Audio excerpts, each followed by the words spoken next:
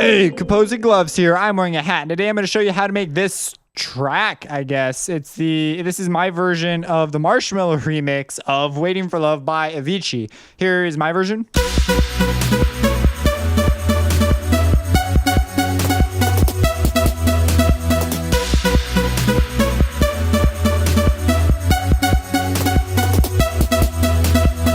So I added a little snare line because I thought it was cool, but this is the original.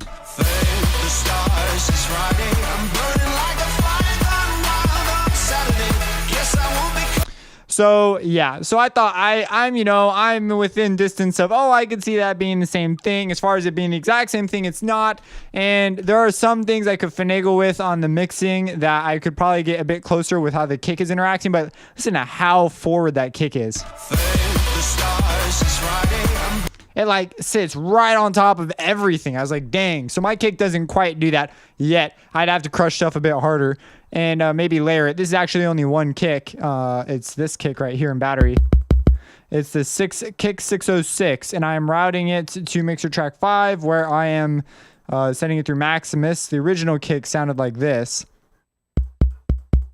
So I mean, it's like whatever. And yeah, so there's that, and then of course there's the chord progression and the lead sound. So I actually think this is the Leviathan sample pack Impact Comet. I think it's like the exact same impact sound. Like, listen to it. Now listen to this one. I mean, I guess it's just noise. That's, they doctored the noise, some white noise, but still, like, that is pretty freaking close. Like, I wouldn't be surprised if it's the same sample. Anyways, the first step was there's really 4 parts to this besides the vocal. Well, I mean, let's count them. So we've got the melody, we've got the harmony or the layers, we've got the bass, and we've got the chords. And then we've got, so those are my 4 parts. And then of course there's the vocal.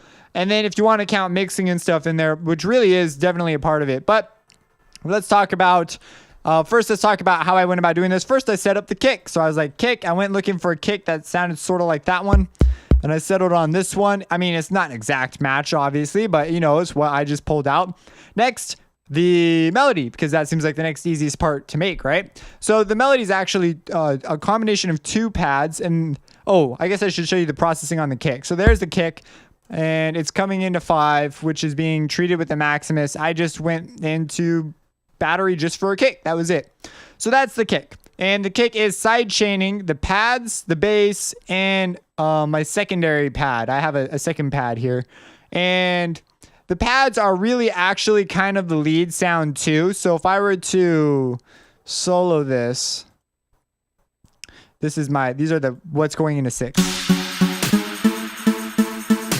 Oh yeah, and then there's all those drums, which we don't care about right now.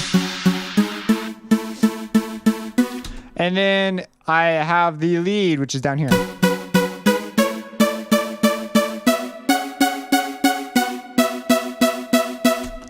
And then, yeah, actually, there's a wrong note in there. I just noticed that. But anyways, it's whatever right now.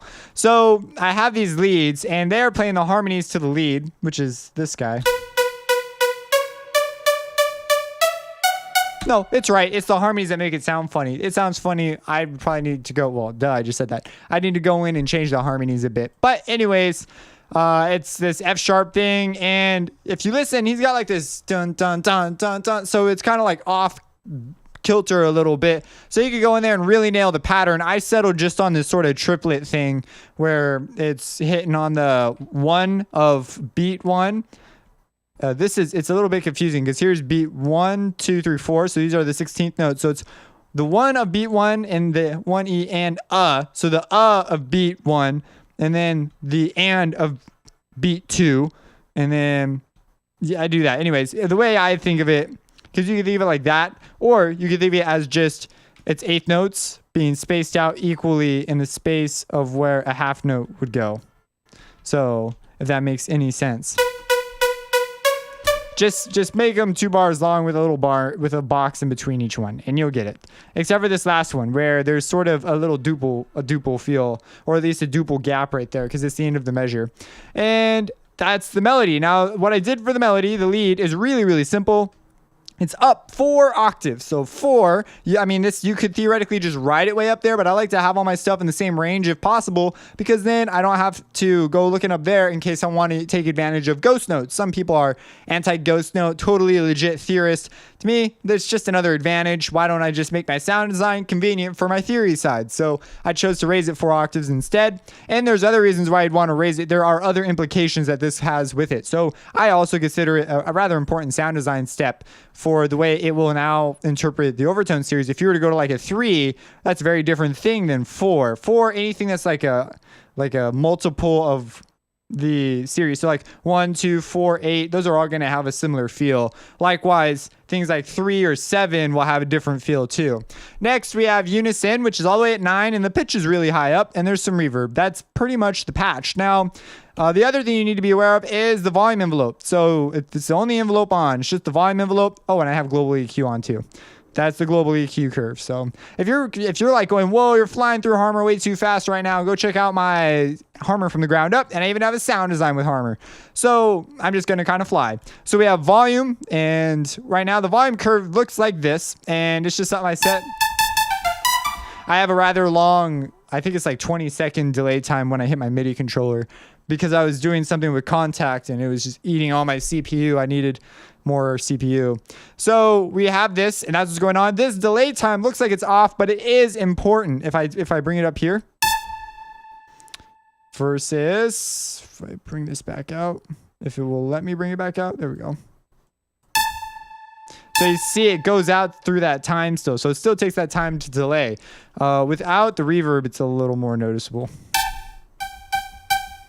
Versus, I'm going to just, you see how it just gates? Not cool, man. That's not cool. So we want that. It adds to it without the reverb. So that's also just contributing to the reverb. So it's just sort of like, sort of that kind of a feel. And it has a very particular timbre to it. So you can come through here and try and nail it by moving the pitch, but you know, it's more or less in that ballpark range. You'll notice the ever so slightest bit of prism is on. This was set, and I really liked it. So that's the side. Now that's side A of Harmor. Here's side B. Side B is a yeah, they're both saw waves. And side B is the same deal except for no prism, and a 5 with a pitch variation as at this setting, this particular setting. No EQ curve, I don't think. And the volume curve is I think it's like the same. Is that even the same? Nope, it's different. So it is different, but whatever. Same, going for the same vibe. And this one's up 4 octaves as well. So that's that. Now the effects in Harmor stay the same. So if you set an effect in A, it will carry over to B, because it has to do with the processing and the whole additive engine thing. So that is what's going on there. So that is my lead sound. Well, now I have these pads supplementing it. And that's just to give it body and fill it up. If you know anything about Avicii, he layers like a madman. He's just the layering master. And he's also, I believe, a Nexus master too. He's big on Nexus, which is cool. So what we have here is the layers. And you see they're kind of crazy sounding. They kind of need to come together as one patch for them to sound cohesive. And then they need to be put in a track, which is one thing that makes layers a little tricky sometimes to nail. So this is at 8, and the pitch variations vary up. You're going to notice this a lot. Now you notice this one's at 3. So it's not like directly in line with everything. So when you write notes with it, it gets a little weird. You can't use strict harmony to write it. You kind of have to finagle with your ear if you like a particular interval or not on some, because they just come out weird. It shifts everything by like, I think a fifth or something like that, because I believe it's an octave and a fifth up with 3. I don't remember. There's some ratio, but anyways, it shifts it by such and such an amount relative to the other patches. I have a harmonizer on, and the reverb's also on. And then, of course, you guessed it, there is a similar volume curve. Now, you notice that the reverb thing, you see this is a thing, very important, especially if you're not relying heavily on reverb, which we're kind of relying on reverb, but not too much. And there's also a phaser on this one. That was just fun. And a little bit of the low pass filter, just taking off some of the top end. Honestly, it's probably not that big a move. I wouldn't fret about it too much. And that's the EQ curve. There is no EQ curve. Now these are both going into 6. There is a part B. You're like, oh my gosh. So each one of these layers has a layer inside of it. And yep, it is. So part A just sounds like such. And then this is part B. And now B is at 4, actually. Whoa, my voice did a weird thing. B is at 4. And it's at, so that's the thing, just so you're aware of that. And next we have unison, which is at such a 6 that's my unison setting. It's very visible. The sub is on this one. I don't think, I didn't have sub. Oh, and this one's also a square wave. This is an important thing to mention. This is a saw wave. They're going to give you very different textures.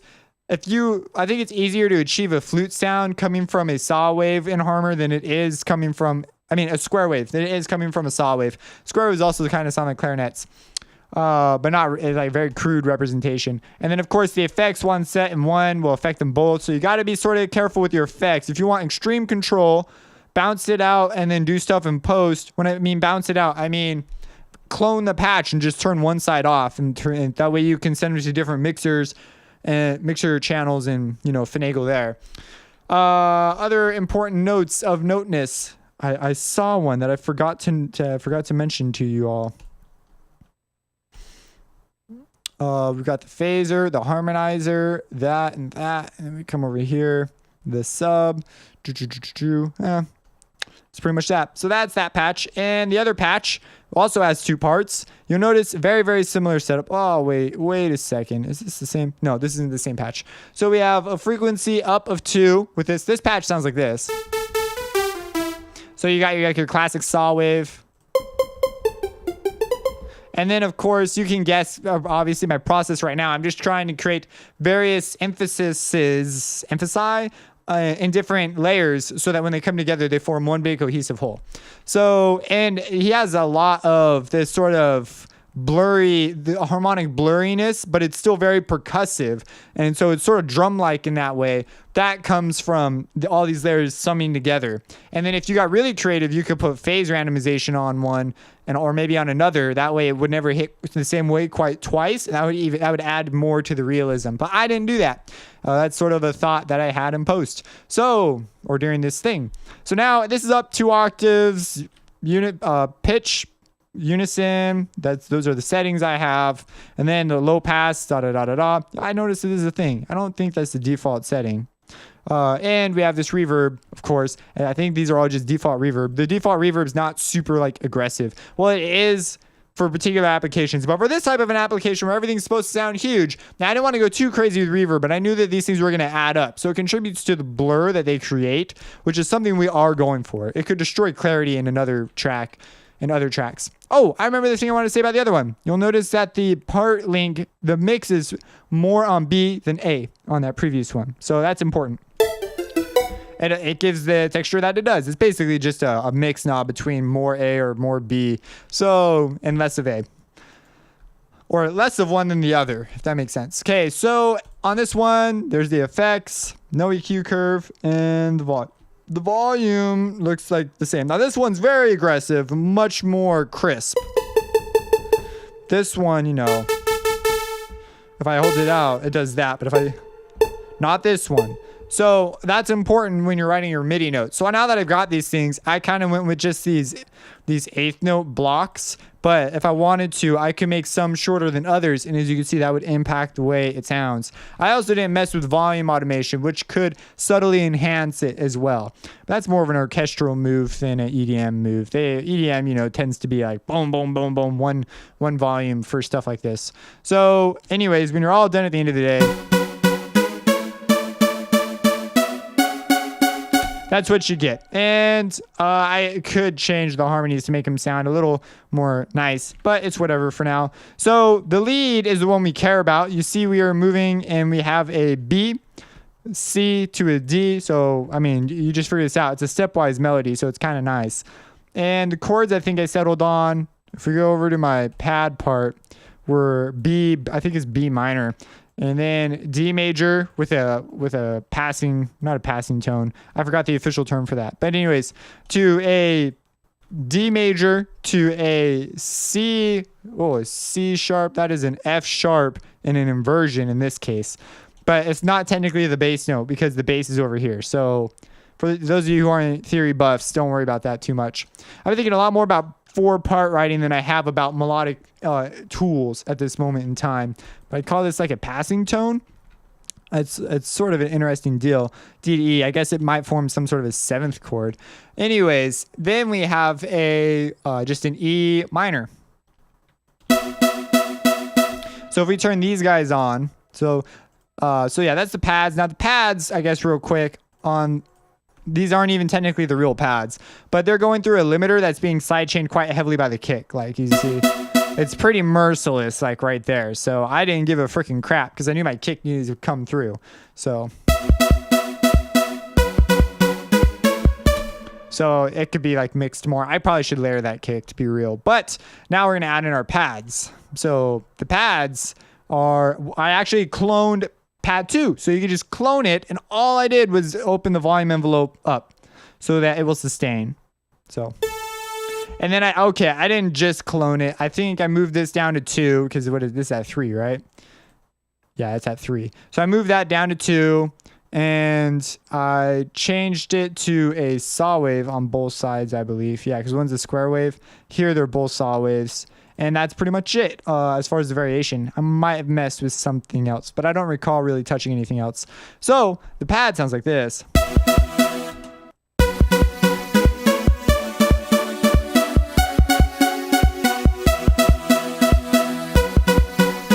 And that's what the pad sounds like. So it's a pretty simple pad, and it is running into 9, pad number 2, which is also being sidechained like crazy. The ratio is even on this one. The ratio should be on this other one, but it still works if you look at it. Hey, what gives? That's what gives. Go to the pad. I'm not sidechaining the lead one. So you can see the purple is the gain reduction. So that's going on there. And the white is where it actually overlaps with green. And I believe the green is the input signal. Output. Green is the output. Purple is the input.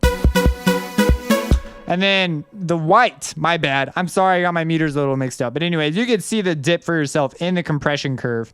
But the purple is the input, and then the output's the green, and wherever they're overlapping, it's white. And so when you see a dip like that, you know there's compression happening. So it's the same way in Maximus, okay? Next up, we have a bass line, which I guess this is really actually it, and then we get to the percussion. So the bass line sounds like so. If I play some lower notes. If you listen to his is a little more tucked back there and slightly more tight, but you see how it just sits, it's like in the background, but it's still full in there. It sounds like there might be a separate sine wave or something also supplementing the tonic, not the tonic, the fundamental. So the bass right here is saw wave, and it is actually got unison on it. Go figure. It's because if you listen to this one, it's got this like sort of, listen to the bass in the background. It's got this blurry sort of texture to it. It's not got that super clear, crisp bzzz sound. It's got like this whoa, you know what I'm saying? It's a different structure. So I was like, that sounds like chorusing and unison. So I went with that. Now, chorusing is actually CPU more effective, but unison definitely sounds different. So I wanted to use some unison. So I used some unison. I brought the panning down, but it definitely sounds sort of like panned, which would keep it away from the center a little bit more, which it sounds like it's sort of going on here. It's sort of just this background, big, bassy pad thing. And we don't want it to line up and be super tight. We want it to be sort of spread out. That way, the more tight elements like the kick can just punch right through it. So we have our chorus, and it is at a chorus of 4. And the speed, as you can see, is way down. The depth is still pretty high. The delay should be off. I don't want a delay. And this is delay, right? Yeah, chorus delay. And that's our spread. That's pretty much the rest of it. So that's what's going on there. And there is some distortion. It's the log distortion.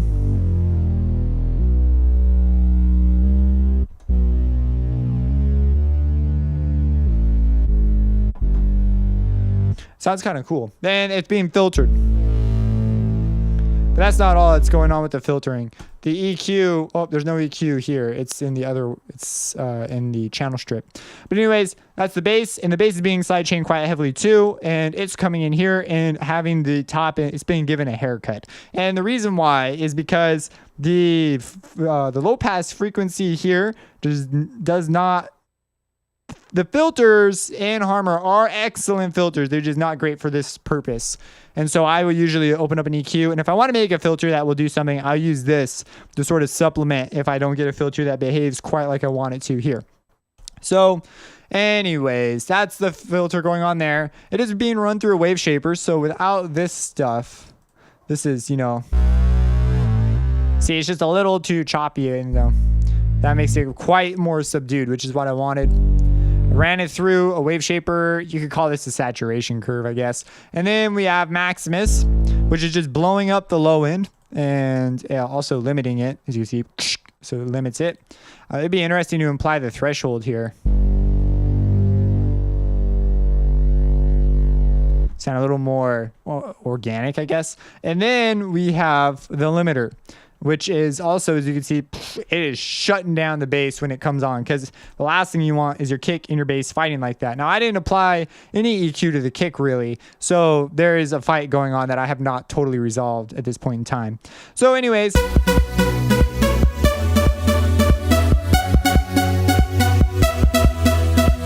and the notes on the bass are as such. Those are the notes. It goes B, da, na, na, na, na. I've been teaching...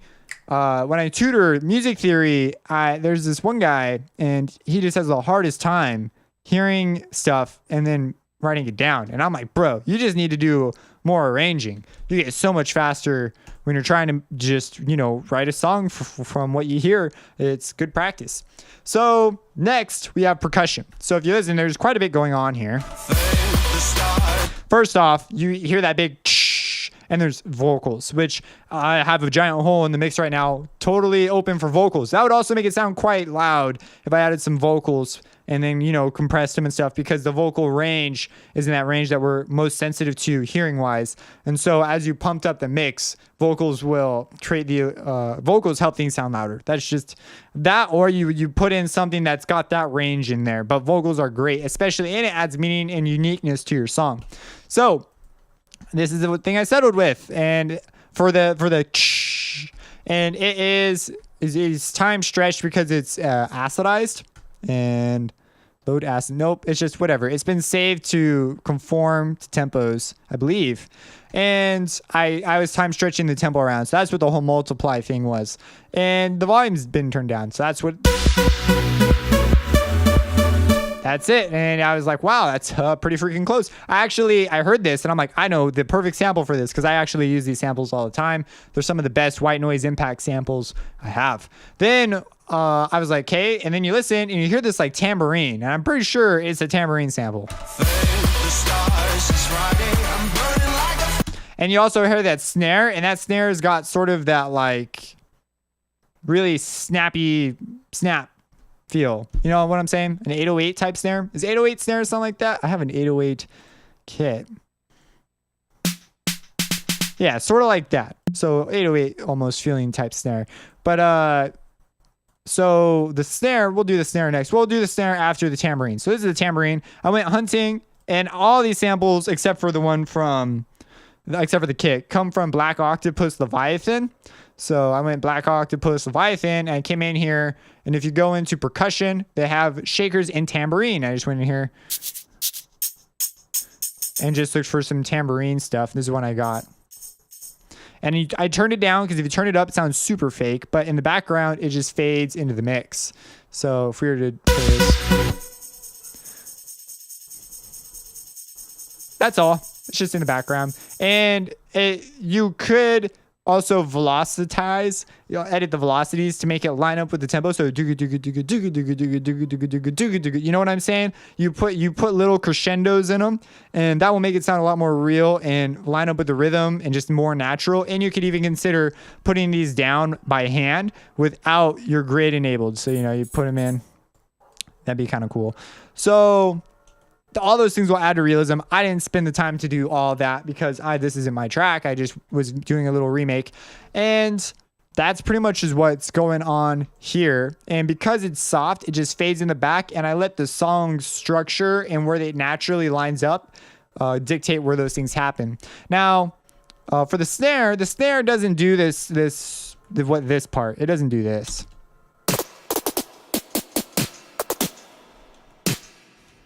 So that's the snare I settled on.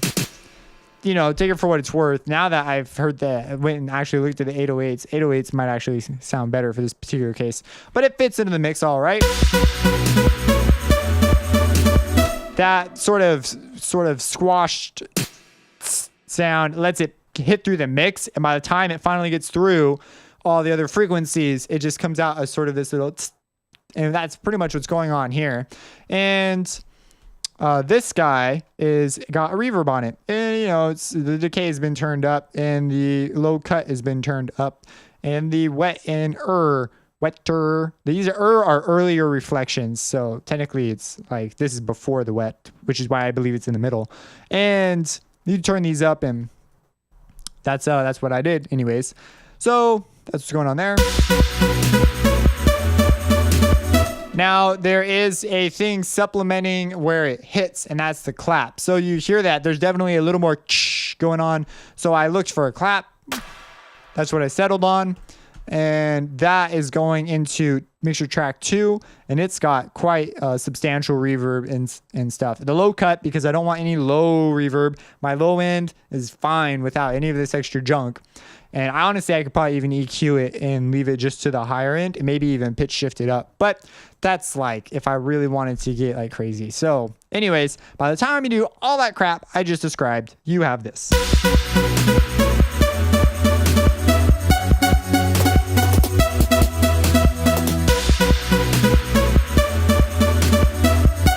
And now that I listen to the snare, I like definitely want to edit it some more. But anyways, that's that. So, you know, original.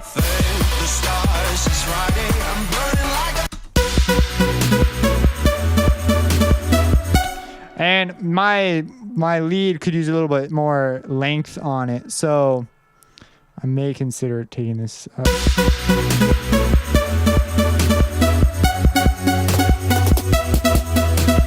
So you finagle with this and you pick stuff that you want to change and do all that kind of a thing. But anyways, that's the stuff. That's how I went about this in this particular case. There is a train. It's ready to go somewhere. But anyways, yeah, that's all I really have to say. Support me on Patreon, subscribe, and have a blessed day.